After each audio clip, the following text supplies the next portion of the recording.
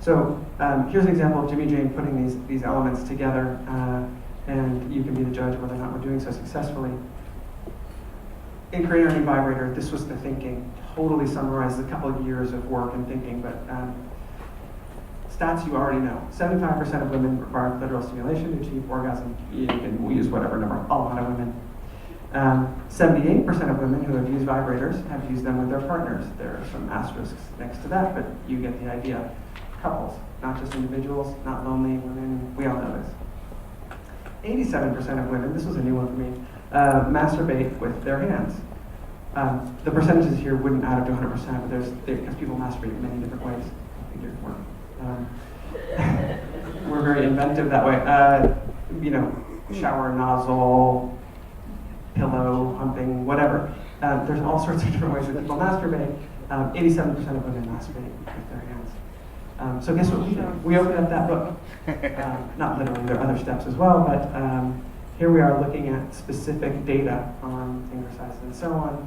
We turned to the hands, turned to the culture. So that was the biology piece. Turned to the culture, looked at, these are gloves by Philip Lim that said to me, we have all these images on our walls. We have this big wall with sliding panels, and we just put up tons of images of all the projects that are going on. It will range from equipping from XBiz to a sketch of a new product idea to final renderings to marketing campaigns. We do all that in-house, email, newsletters, the whole thing. This image was up there, and this really said to me from across the room, this is going to feel like something. Like, this is exciting. I don't know what's going on here, but I get a sensation just looking at it. This said to me, augmentation. And this is right back to Alien, right? So here's that sci-fi thing again. So this isn't Sigourney Weaver, this is a model in Vogue who was shot wearing the loader suit that Sigourney Weaver wore when she killed the mother, whatever. So that was looking back at technology. Then I went into sketching mode, and we have a team of designers. So we're all contributing to this, looking at different ways of wearing it on the finger, looking at what the power source will be, looking at how to hold it onto the finger. Actually, let me go back here. So this here says, think ravioli meets pod racer. That's how I describe this form to myself and to the team, pod racer from Star Wars. But just so you know, I'm not fabricating this whole obsession with science fiction in the future. How am I going to wear this? This is actually the vibration pod that we ended up with. And I will tell you and show you what this actually is. Here's the silicone finger pad that goes over it. Here's the entire assembly and how it all goes together. To make something really simple is sometimes really complicated. And the trick is knowing when it's complicated for the sake of being complicated and when it's complicated for the sake of making it simple. It was Antoine de Saint-Exupéry who wrote The Little Prince, who said something along the lines of, perfection is achieved not when there's nothing left to add, but when there's nothing left to take away.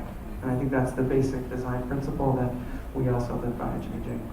So here's a whole bunch of little parts, but they all go into this very simple end unit. And we detailed it to the nth degree in Jimmyjane fashion. This product will retail, or is retailing, for $65. It's the most affordable Jimmyjane vibrator ever. That's possible because of the volumes that we're filling it at, because of the engineering lengths that we went to optimize every single piece in here.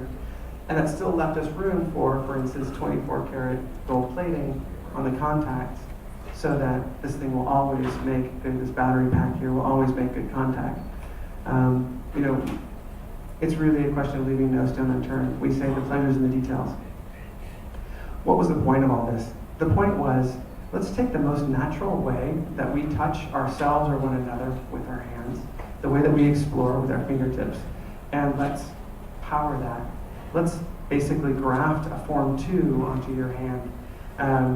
And let's do that in a way where we'll acknowledge that this is grafting onto your hand. This is a robot suit. We're not going to try to make it disappear into your body, because that would be false. There's no way we can make this thing disappear into your body. Let's just be real and honest about it and have this thing that's a little bit outlandish that you wear on your fingertips and delivers 3 times the power of the most common fingertip vibrators out there in less than 1/3 of the volume. So now what that means then is that you can wear it in all sorts of different ways. It means that your fingers can go anywhere they normally would want to explore, even though now they're vibrating. You put that other fingertip vibrator on there, you could in theory use that product internally, but suddenly it's a whole different experience. You're very detached from the body and you've got this massive lump on your finger. So these two images are same scale. The opposable thumb's referenced in that title. Here's the opposable thumb. So now you can apply vibration internally and externally. It's hard to do on yourself. I haven't tried, but easier to do on a partner. And so there's all sorts of ways that you can use this product. And that's really another core tenet of Jimmyjane is we're not going to dictate to you, this is what's sexy, here's how you have to look, here's what you have to do. We say, here's a product with a bunch of provocative possibilities. We have a bunch of ideas in mind for how you might use this. We call them suggested uses. We put them up there on our website and so on. But people come back to us, they say, this was amazing when I did this. We update our suggested uses. We're just creating these possibilities and opportunities based on how we know people are interacting with their body in the real world. So the idea here is to turn your natural touch into supernatural sensation. And to have nothing to learn, everything to discover. And we really see this product for the Jimmyjane line as an introduction and a welcome to Jimmyjane. Our idea has always been pleasure to the people. It's always been about, let's make this as broadly accessible as possible. Everybody deserves access to great products. And I think that's where the whole industry is pushing. I mean, that serves us, right? If everybody has access, then we have a bigger market. So this idea of pleasure to the people, for us and the standards that we required, a lot of our price points were really elevated. Not elevated, by the way, relative to what it costs us to make those products. The price is very fair. Instead, it's elevated because we're putting so much into those. You don't get a 3-year warranty for free. This has a 3-year warranty also. We call it Hello Touch.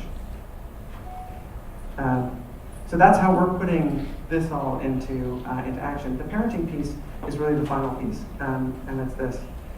Yesterday, the market dynamic was opacity.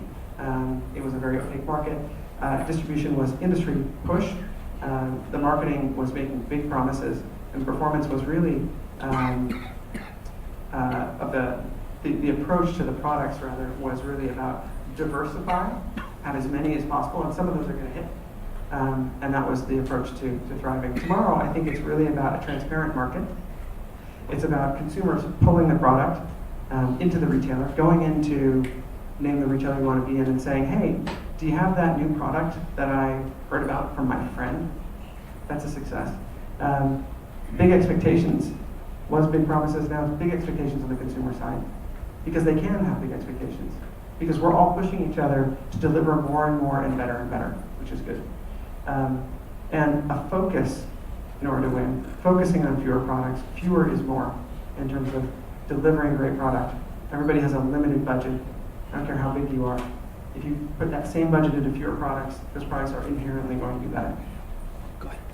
I think that the adult novelty industry is in its awkward adolescence. I mean, it's been around for a very long time, so maybe this is a second adolescence. But I think this is a public adolescence now. Now we're in the spotlight. We're really in the eye of the consumer and of the world. I would restate that the pleasure products industry is in its awkward adolescence. I'm all in favor of leaving behind the term novelty, and we talked about this in the panel, from this umbrella. The umbrella is not novelties. Jimmyjane is not a novelty company. A novelty by definition is a passing interest. We make products. So under this umbrella of products, we have novelties, we have products that are really focused on performance, we have products that are focused on aspiration and the luxury end of the market and so on. But I think this umbrella is, these are all products. There's a space for novelty. I'm not saying there's anything wrong with novelty. I'm just saying we can't all be categorized as novelty. I think that puts us in the wrong bucket together. So I think we need to be good parents. And I think that we have that opportunity. Nobody has the opportunity to sort of shape the market more than the people that are in this room. And that's it. That's my perspective.